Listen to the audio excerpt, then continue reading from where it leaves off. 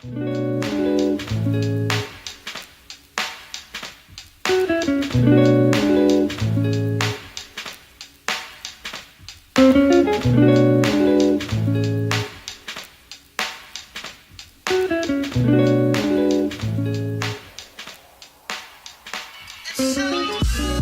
morning, everyone, and welcome to episode 24 of the Girls in Movement podcast, where we talk to founders and influencers from across the globe. Now, today's guest is one of the most internationally acclaimed champions for women. She's created events and projects that support and celebrate the success of women. She's a food guru, an international author, and a motivational speaker. She's also worked with several big brands to help her achieve the goal of looking for successful and influential women across the UK. So, without further ado, I introduce Pinky Lilani. How are you, Pinky? I'm really good, thank you. Good stuff. So, I suppose let's start from the beginning, Pinky. Were you born and raised here in the UK? No, I was actually born in Calcutta, where I grew up and studied, and I only came to the UK when I got married, when I met my husband and married him in 3 weeks and came to the UK. Oh, wow. Amazing. And did you start your career here in the UK or in India? No, actually, it was here and that even I was a really late comer. I didn't have any great aspirations of working. I thought I'd be very much like my mother, who was a homemaker and, had lots of people over living, coming from India. You always had people entertain them and have relatives. And so it was a very social life. And I thought I'd carry on with that social life here. But that was slightly difficult because here we have no help. And I had my children really quickly, so I didn't really work for a long time. And it was only when my kids were almost 10 years old that I started doing some part-time work. So I was really a very late starter. Sure. And I suppose, how did the career start? What was your kind of first sort of industry that you worked in? Well, actually, having come to England not knowing how to cook, because obviously we had a very good cook in our house in Calcutta, so I had to learn how to cook, but I loved having people over. I loved food, so I learned to cook. So every time I'd go back, I'd learn something more, and then I'd experiment. And my first job actually then turned out to be, I met someone who said, you cook really well. I guess she hadn't tasted very good Indian food elsewhere, and she said, would you teach Indian cookery to adults, adult education in the evening? So it really began by going in, I remember, every Monday evening from 7:30 to 9:30 with my box of spices and ingredients and teaching adults how to cook. Wow, okay, so obviously this is the start of Spice Magic then, is that right? Yes, that's how Spice Magic came about. So when, obviously I enjoyed teaching people how to cook and seeing the kind of energy and enthusiasm and interest they had in the subject, everybody said, then I started working with some big supermarkets, helping, consulting really, helping them to develop Indian sauces and Indian dishes. And then I wrote my first book, Spice Magic, which I self-published. Wow, that's amazing. And do you, I suppose, are you still getting people who have an interest in kind of Indian cooking, I suppose, because the Indian cooking culture has grown significantly? Is Spice Magic still something that people can get involved with? Has it gone further than just kind of an evening school now teaching people how to cook? Well, no, actually, then what I did was I developed it into a leadership and team building based around Indian cookery experience. Wow. So people would come to my house from some of the big companies, and there'd be 10 of them or 8 of them, and we would have a whole day of cooking and leadership. So I kind of interwove the two, and then started selling my masala ka dabbas, which are the spice boxes, with my book. So it became a big package. And I actually also took my walk because when I first published my book, nobody had heard of me and nobody wanted to buy any books. And I thought, how am I going to sell all these books? And so I kind of offered to take my walk into one of the big bookstores and say, if I bring my walk with and cook spicy Bombay potatoes in 5 minutes, will you let me sell my book? And somebody actually agreed. So the whole concept of taking my walk and traveling around the UK, the world, in fact, in many ways, actually gets people interested not only in the food, but the creativity, what are the ingredients you need, not just the physical ingredients, but other ingredients, the culture of India. And it's not only about Indian cooking, it's much more than that. It's, about food in general and the part it plays in your life. Yeah, definitely. And do you feel like teaching people leadership and development while they're in that kind of relaxed space of cooking as well, do you feel like that does make a difference of them, how they I think it makes a huge difference because, when, say, a board of people come here or, a senior leader brings the people who work with them, everybody's equal in my kitchen. And so, you find, as in life, food is such a big part of most people's life now. I mean, everybody's interested in food, and actually so many people don't cook. There's this fear of cooking. I don't have the time, and they're buying all this ready-made stuff. And what I'm saying is it's actually really easy to do. Again, it's like your work. You plan ahead, you have the ingredients, it's your energy you use. And actually, there's such an interest in actually bringing those factors together. And obviously in my kitchen that I'm talking about leadership, how do you lead a team? You need passion, you need belief, you need resilience. You make mistakes and you start again. So yes. I think cooking is a really great way of developing people. Definitely. And more onto the leadership and development, you started a program called Women of the Future. So how did this start, and I suppose what made you want to do this? Yeah, so I really, it all began with the Asian Women of Achievement Awards in 1999, where I felt I wanted to recognize and give a platform to Asian women because I felt they weren't getting enough coverage and, really being acknowledged. And then in 2006, I thought I wanted to do something for much more than just Asian women. So it was for all women, but under 35. So wow. I started, an emerging leaders program because I felt, what they gained from the awards they could leverage for a long time in their lives, and we could help them on that journey. Definitely. So the Women of the Future program is actually kind of worldwide now then? Well, we've taken it to Southeast Asia, so it's not worldwide. We don't have the resources, but we took it to Southeast Asia this year, and we had the first Women of the Future Awards for 10 countries, and we held it in Singapore. And we saw there's a real need for it. Women everywhere want to share their stories, they want to be inspired, they want to build relationships. It just makes a lot of sense. Definitely. And what's been the sort of standout and I suppose inspiring stories that you've kind of heard when you've done these awards?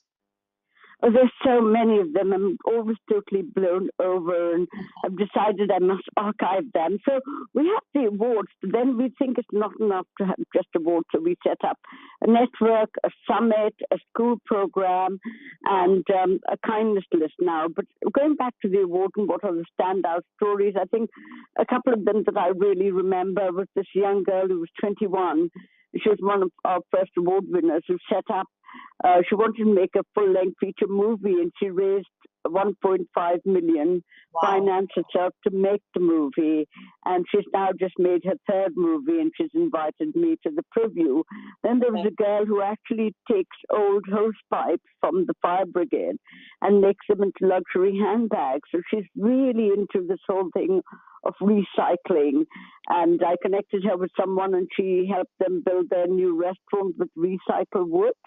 And then we have this amazing girl who's the only woman tailor in Savile Row, which is where there are all these men's tailors. She's the only woman tailor with her own shop there. Again, very male-dominated area, but so important to be there. We had a girl who discovered invented a solar-powered fridge in her gap year so that they could keep drug school in Africa. So some amazing stories. Yeah, that is very inspiring. I love the kind of eco-friendly ones as well, about having a sustainable future, which is a huge focus at the moment for the government, and finding brand new startups which are achieving stuff around a sustainable future. So that's really great. I suppose, where did your entrepreneurial spirit come from, Pinky? Have you always been like this and kind of had an interest in, I suppose, new businesses and startups? Well, I've never ever thought of myself as creative or entrepreneurial. I think, suddenly I was doing all these things which I thought I'm just doing. And then somebody was saying, oh my God, you're an entrepreneur, you're so creative, and, you've set up so many different things. And I don't know, it must be in my genes because, and I think, I'm so inspired by what people do and like to try something. And I guess I can be tenacious, but sometimes I also think I give up. But I think more people say that I never give up, but I don't know. It's very difficult to judge yourself because sometimes when people tell me, sometimes we learn a lot about ourselves from what other people tell us, how they see us. So somebody may pass a comment and I think, that's not me. And then suddenly I'll think about it and think, well, maybe it is. And so it's really nice to be open to hearing what other people think about you. And I think as women, we need to feed back to others what we think about them, so as to encourage them, to make them believe in themselves. I think self-belief is so important because I think that's the starting point. If you don't have confidence and self-belief, then you're going to go nowhere. Yeah, completely. I couldn't agree more with you there. And I think most of the kind of founders and influencers that I speak to, they always say that whenever they go to their kind of mentor or an individual that they always speak to when they're in their kind of lowest part of, say, their business or startup transition, they always say, I want them to be honest on what they think where I'm going wrong and tell me where I can change. So yeah, that's very true. So I think also the point I'd like to make, most people, like most women I know, undervalue themselves, but there are some who think they're much greater than they really are. and it's very difficult to tell them, look, I think, you think you're a bit more than you really are, but thankfully there are few of those. I also can agree more with that point as well. Yeah, so you've got to find the balance of how you'd let them know about that. So what's your plans in 2018? I suppose not just for Women of the Future, but Spice Magic as well. Are there any kind of big events, big stories happening? Well, one thing we've just launched this year and we're going to publish in November is the DNA of everything I do. We've built our entire brands on kindness and collaboration. We're really small, and it's because so many people believe in us, and I really believe we have to be kind. That we've built everything, and so we're launching. We will publish Kindness and Leadership, 50 Leading Lights, and it'll be published on World Kindness Day in November. So I'm really excited about that because I want people not to think of kindness as being, fluffy skill. I think it makes business sense. People never forget people who are kind.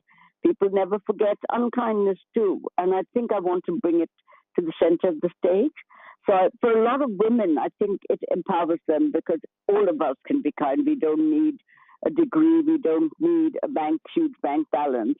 But all of us can actually change the world through kindness. And I always remember the story of Aldous Huxley, who's one of the greatest thinkers of the 20th century. And at the end of his life, they asked him, what is the one piece of advice you can give people? And he said, I'm almost embarrassed to say after having worked so many years and done so much, I would say, be kinder than you have to.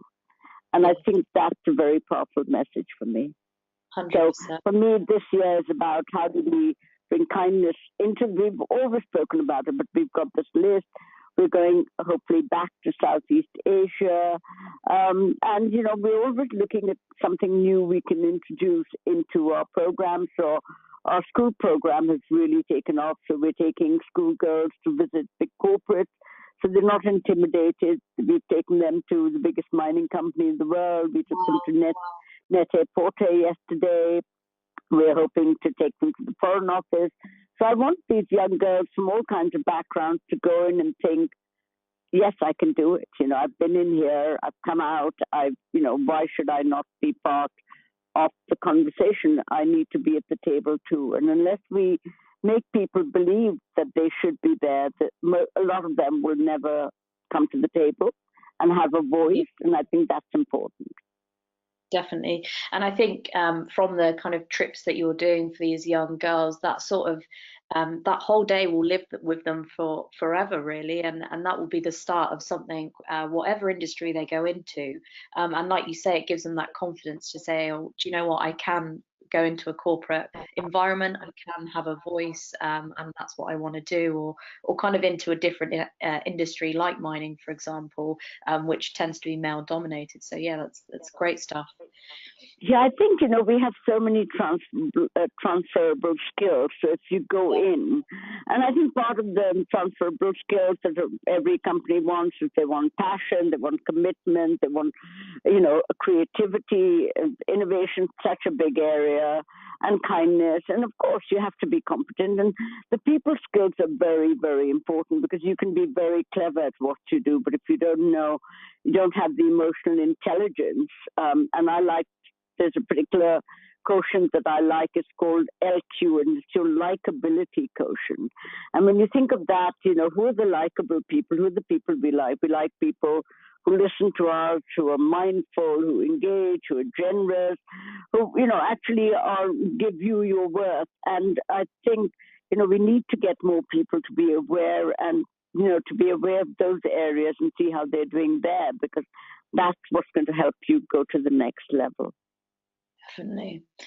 So just moving on to my final question, which I like to ask kind of all my guests. If you could give your younger self any advice, what would it be?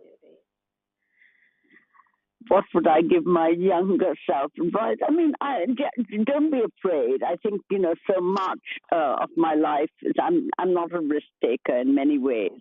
And I think one has to take risks. So my thing is go and do some of the things that you were afraid to do, and start early. I wish I'd started earlier, but on the other hand, I think life is about timing. And maybe earlier wouldn't have helped me. So a lot of life is about serendipity. But also I would tell my younger self, build really robust relationships, because ultimately it's those networks that help you propel yourself and get things done. That's great advice. Pinky, thank you so much for the podcast today. It's been really kind of just interesting to find out more about kind of where you started, and especially about the Women of the Future program. As always, you can find out more information at the bottom of the podcast on iTunes or YouTube.